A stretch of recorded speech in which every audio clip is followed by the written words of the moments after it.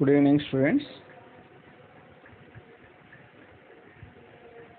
Now we will discuss about some important points in states of matter. The first concept in this is molecular forces. So there are different types of molecular forces: dipole-dipole forces, ion-dipole forces, ion-induced dipole, dipole-induced dipole, dispersion forces, hydrogen bonding. So first, what is dipole-dipole forces? Dipole means, suppose if you take HCl molecule, so there is a electronegativity difference between hydrogen and chlorine. So if hydrogen possesses positive charge, chlorine possesses negative charge. So this type of molecules are called as dipoles. So attraction force between HCl molecule. Suppose if you take one more HCl molecule, that is ClH. So positive charged hydrogen attracts chlorine, negative charged chlorine will attract hydrogen. So these attraction forces between HCl molecules are called as dipole-dipole attraction forces. Next, second one is ion-dipole forces. So ion-dipole forces means, suppose you are dissolving NaCl in water. You are dissolving NaCl in water means, so here water molecules will attract opposite ions.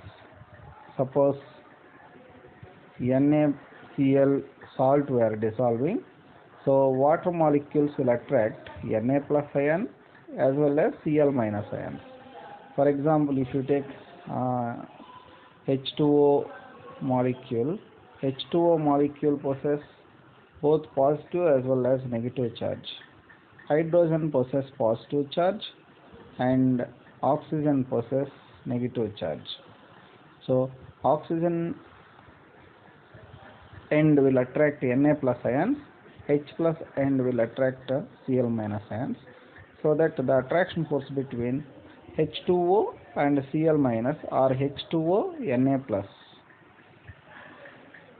are called as ion-dipole attraction forces. Next, ion-induced dipole forces. So here, in the presence of NO3 minus, I2 molecule will possess temporary charge. That is called as ion-induced dipole forces. So iodine generally non-polar molecule. Both iodines having equal electronegativity. That's why there is no charge on either of the hydrogen.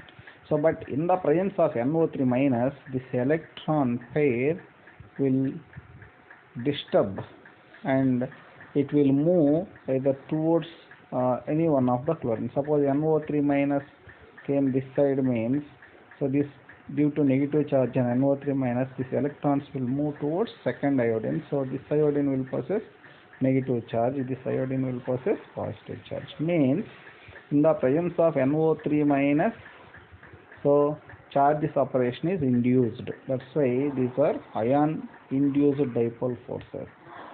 Example, I2 and NO3 minus. Next, dipole-induced dipole.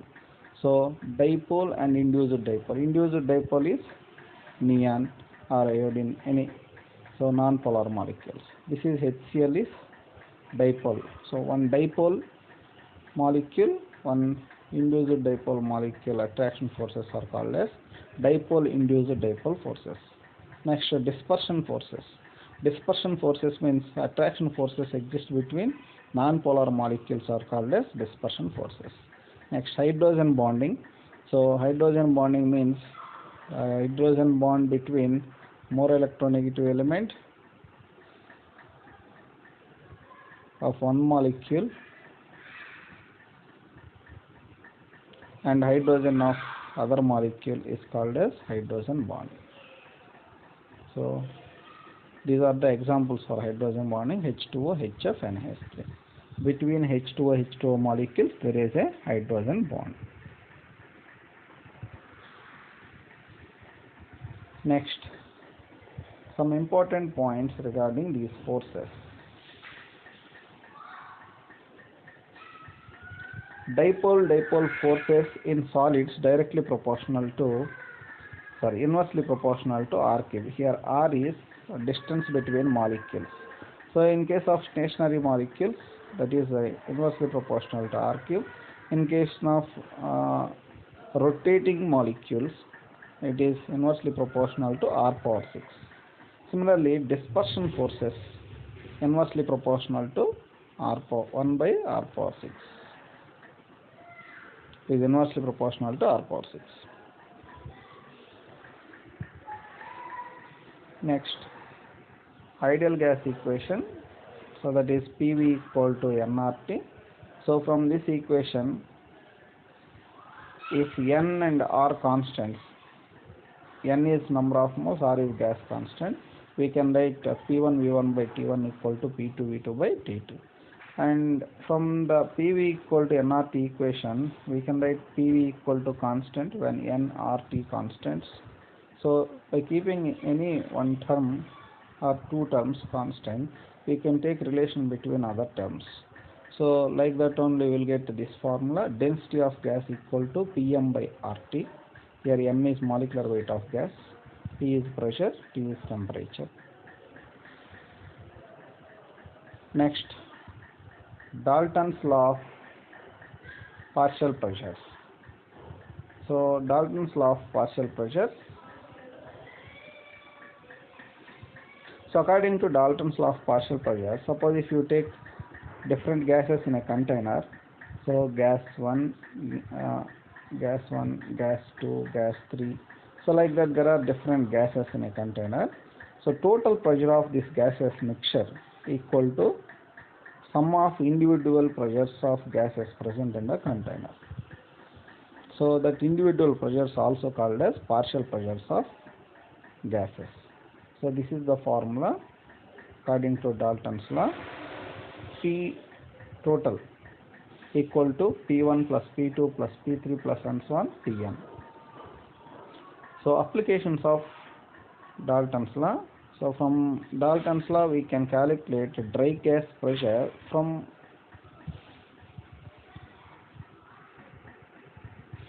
wet gas pressure. So P dry gas, suppose a gas is coming from the water or some liquid. So gas is coming out from the liquid in any one preparation method. So generally that gas will be wet gas. So that wet gas pressure equal to dry gas pressure plus water vapor present in the wet gas. So from that you can write P dry gas equal to P moist gas minus aqueous tension. Aqueous tension means pressure due to water vapor. So pressure due to water vapor, if you remove from moist gas, you will get dry gas pressure. Next, partial pressure of gas equal to mole fraction of gas into total pressure. This is also one of the important formula. Next, Graham's law of diffusion. So what is Graham's law of diffusion? So before going to Graham's law of diffusion, first we will see rate of diffusion. What is rate of diffusion? We can define rate of diffusion in three ways. One is volume of gas diffused by time taken. A diffusion means very simple. Suppose if you take a gas in a balloon, this is a balloon, gas is there in the balloon. Suppose if you put one hole to this balloon, gas will come out from the balloon through hole. So that process is called as diffusion. Gas is coming out from the balloon through hole. That escaping of gas is called as diffusion process. Movement of gas from one area to another area through small hole is called as diffusion or effusion. So one more example, punctured tire. So when tire is punctured, gas will come out from the tire. So that is also example for diffusion or effusion. So Here, how much volume of gas diffused in certain time is called as rate of diffusion. That is one expression. Second expression is distance traveled by gas in certain time, also known as rate of diffusion. Suppose if you take one pipe like this, gas is traveling from this end. So after some time, how much distance covered by gas and how much time taken for that is called as rate of diffusion. Next, number of moles diffused by time taken, also rate of diffusion. With respect to volume, or with respect to moles, or with respect to distance traveled by gas, we can express rate of diffusion. Suppose if you take two gases, if you want to compare two gases, suppose if I take R1 by R2, so R1 by R2 within with respect to V1 by T1 by V2 by T2, like that we can write. Similarly, L1 by T1 by L2 by T2, N1 by T1 by N2 by T2. So like that we can express rate of diffusion of two gases. Next, Graham's law of diffusion. According to Graham's, rate of diffusion of one gas by rate of diffusion of another gas equal to root d2 by d1, means rate of diffusion inversely proportional to density of gas. So inversely proportional to density of gas means, so it is also inversely proportional to molecular weight, because vapor density of gas directly proportional to molecular weight. So these two formulas we can write. So these two formulas at constant pressure and temperature. Suppose if pressure is not constant, only temperature is constant, then we can write this formula, because rate of diffusion directly proportional to pressure. Suppose only pressure is constant, temperature is not constant, then you can write third formula, this one. So they may ask questions at any conditions, so all the formulas are important. Next, kinetic gas equation. So kinetic gas equation, it is derived from postulates of kinetic gas theory. So PV equal to 1 by 3 mc square. From this equation we can derive average kinetic energy of gas. So that equal to 3 by 2 RT per mole, and K equal to 3 by 2 KT. This is per molecule. Here K is Boltzmann constant. Boltzmann constant value equal to R by Avogadro number. Next, molecular speeds. So next concept is molecular speeds. So there are say gas molecules will move randomly in any container. So if you think, all molecules won't move with the same speed. Different molecules having different speeds. And all the speeds of molecules divided into three types. One is average speed. The average speed means, suppose N1 molecules possess V1 speed, N2 molecules possess V2 speed, N3 molecules possess V3 speed, means formula you can use like this: N1 into V1 plus N2 into V2 plus N3 into V3 by N1 plus N2 plus N3. So here N1 plus N2 plus N3, these are total number of molecules. Next, one more expression. Suppose there are N molecules. All molecules possess different speeds. For example, all molecules possess different speeds. Then average speed you can calculate like this: V1 plus V2 plus V3 plus and so on by N. Next, one more formula for average speed is root 8 RT by pi m. So we can write, instead of RT we can write PV also, because PV equal to nRT for mole, means instead of RT we can write PV. So we can write root 8 PV by pi m also we can write. Even we can write mass by volume is density. Here volume by mass equal to 1 by density, 8p by pi d we can write, pi into density. Next, RMS velocity, root mean square velocity.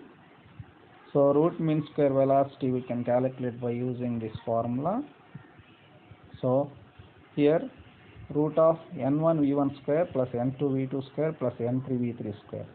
So n1 molecules possess v1 speed, n2 molecules possess v2 speed, n3 molecules possess v3 speed. So this is the formula to get root mean square velocity, and this is another formula. So that is root 3 PV by m, or root 3 RT by m, or root 3P by d. So any one of this formula we can use for RMS velocity. Here m is molecular weight of gas molecule, d is density, p is pressure, v is volume, t is temperature. Most probable speed. So this is the most probable velocity. This velocity possessed by maximum number of molecules. So root 2 RT by m, root 2 PV by m, so root 2 PV by d, 2P by d. So this is the ratio between these three types of velocities. C star means most probable velocity, C bar means average velocity, RMS root mean square velocity or root mean square speed. Then 1 is to 1.128 is to 1.224. So among all these speeds, RMS velocity has more value, next average speed, and the last one is most probable speed. But maximum number of molecules possessed by the speed possessed by maximum number of molecules is called as most probable speed. It may be less, but maximum molecules possess most probable speed. Compressibility factor. So now the gases will deviate from ideal behavior. It depends on pressure and temperature conditions. At high pressure and low temperature, generally gases deviate from ideal behavior. At high temperature and low pressure, almost all gases behaves like ideal gases. So it depends on that. There are some real gases and ideal gases. So it can be explained in terms of compressibility factor. Z equal to PV by nRT. This is compressibility factor expression. So for ideal gas, we know PV equal to nRT. So denominator, numerator value same. So Z equal to 1 you will get. So Z equal to 1 means no doubt it is ideal gas. If Z is greater than 1 or Z is less than 1 means, so the gas is deviated from ideal behavior. Greater than 1 means it shows positive deviation. Less than 1 means it shows negative deviation. Next, van der Waals equation. So to explain real gas behavior, scientist van der Waals proposed an equation that is called as van der Waals equation. P plus an square by v square into v minus nb equal to nRT. Here n is number of moles. So A tells attraction force between gas molecules. It is a van der Waals constant. B also van der Waals constant. It tells about volume of gas molecule. A value increases means attraction force between gas molecules increases. B value increases means volume of gas molecule increases. So this is a van der Waals equation. Next, properties of liquids. So there are different properties of liquids, that is evaporation, vapor pressure, viscosity, surface tension. So here evaporation directly proportional to temperature. More the temperature, more the evaporation. Vapor pressure also directly proportional to temperature. And viscosity inversely proportional to temperature. So it depends on attraction force between layers of liquid. So when temperature increases, that attraction force decreases. Even surface tension also inversely proportional to temperature. So surface tension also inversely proportional to temperature. When temperature increases, surface tension decreases. So these are the important relations with the temperature.